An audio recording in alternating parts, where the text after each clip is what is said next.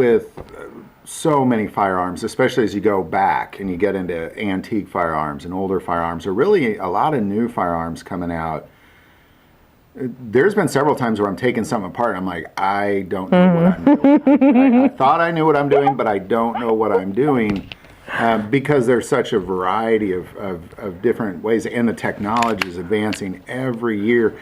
And it's not just really, as we, this last video we talked about being complacent. It's also really about the same thing when you're not just using a gun as a tool, but repairing that gun or working on that gun or cleaning that gun. There's so many things that you think you know what you're doing.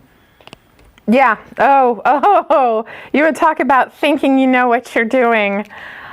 I have no clue what I'm doing, and I can prove it because I have seen a million of these, M&P series firearms. And the way these come apart is like many other firearms out there. And so I am to this point where sometimes when I am logging firearms and I need a closer look at something, or before I purchase something that's used and I need a closer look at it, I'll take it apart and inspect it. Oh man, I've seen some gross stuff in guns. Really, really, really gross stuff in guns. So one day I'm taking apart one of these nifty little M&Ps, and maybe it wasn't an M&P, maybe it was some other brand, I think. But I'm putting it back together, and I got to the point where I knew what I was doing. I got it all back in line, and then all of a sudden the gun got stuck, and I could not, for the life of me, figure out what the heck I did wrong on this thing and why it was stuck and why it would not go back together correctly for me. Well, it turns out that the new modification changes on some of these guns put a keyed guide rod in there, the little guide rod spring that goes in there. Let me take this apart one more time. This is the guide rod spring right here, this nifty little piece that's right here. And so this holds your barrel in place in the slide, and this is one of the functioning parts of your firearm. If you turned this just slightly, rotated it, then all of a sudden the gun locks up, and I could not, for the life of me, figure out how to get that back. And the instructions, so I pulled out the instructions, had the box, I'm like, okay, let's figure this out. I'm looking, the instructions don't say anything about what to do when you put something together backwards. They show you these pictures, they expect that you're reading these, and if you just miss that tiny little place where it looks like it's fully round, or maybe they're recycling an old picture, and all of a sudden it shows that, hey, this one's flat on two sides, and if you don't get that in the right direction, you just have a nice little brick of a firearm. Guns have come back into the store like that when people are disassembling things to clean them. I myself have done this. The fix I found for this was if you were able to put it all back together incorrectly, and then you needed a pair of pliers to just pull it just enough so that the guide rod came out, and you could crank it and turn it until it all went back together, and all it took was that tiny, but then you got plier marks on your little gun, and you're just like, oh man, did I really screw something up bad here? So that's usually... It's interesting because I've even seen, some firearms, when you let that slide go forward, they will, some firearms will fire when you let that slide go forward, and it's really just a matter of not understanding. Oh yeah. What each gun, because as technology changes, and of course technology is very different country to country as well. Thousands and thousands of options out there, many of them old and antique, and that all is going to cause you to really fully understand that gun before you start tinkering.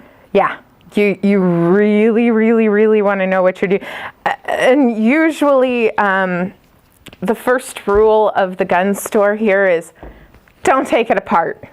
That goes for us on this side of the counter. What'd you do? You took it apart, didn't you?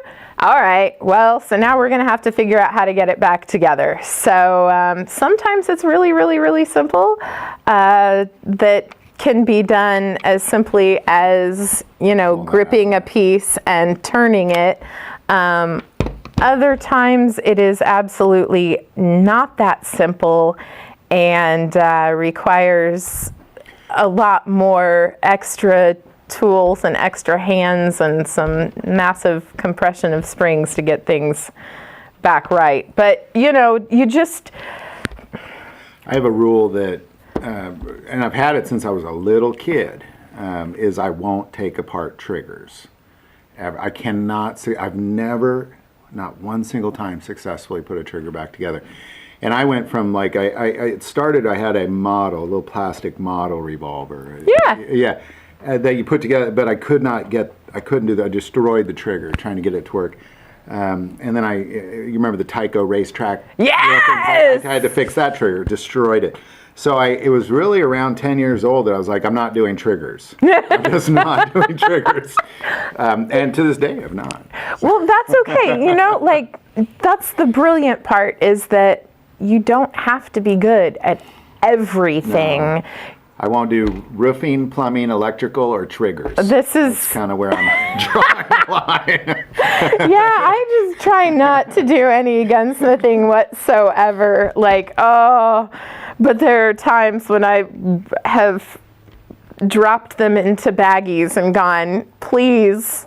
Somebody else fix this. Someone else fix this, clean this. This is fantastically awful. Well, I'm really glad we talked about this, because it really is. Don't tinker until you know what you're doing. Know what you're doing, and when in doubt, quit cramming it or trying to force it. Just bring it to a gunsmith. Because I've had times where I just can't get something to go back in, whatever that case may be, whether it be getting the slide back on, getting the pin in the side, whatever it is. For whatever reason, I can't get it in, and whenever I start to force it in, I always regret it. Yeah, there's, you probably aren't the first one to break something. None of us are the first ones to break any of these by any extent of the imagination. Someone else has broken it in worse ways than we can ever do to these. But if you do get stuck, realize that, hey, there are places that you can go and take these. And sometimes we may see the same customer 3, 4, and 5 times with the exact same disassembly problem on the exact same firearm. And we'll go, okay, look, time for a refresher course. So it's just, it may happen over the course of 10 years, once every couple years you take something out and clean it and forget how it goes back together. But that's what we're here for. We'll figure it out for you and make it work. Well, that's why my mom always said we couldn't have nice things. Maggie, guys, thank you so much for this. Such a great topic. I'm really glad we talked about this today. Thank you for bringing it up. Yeah, I'm glad we Your talked about it too. insight's always so valuable. I just hope that more people pay attention, or at least put it in their mind, at the front of their mind, to just be a little more thoughtful when they're playing with these things. That's right. So. They're still toys. Well, thank you so much. We always appreciate you. Heck yeah. Appreciate you, Mark. Talk to you soon. Bye, everybody. Bye-bye.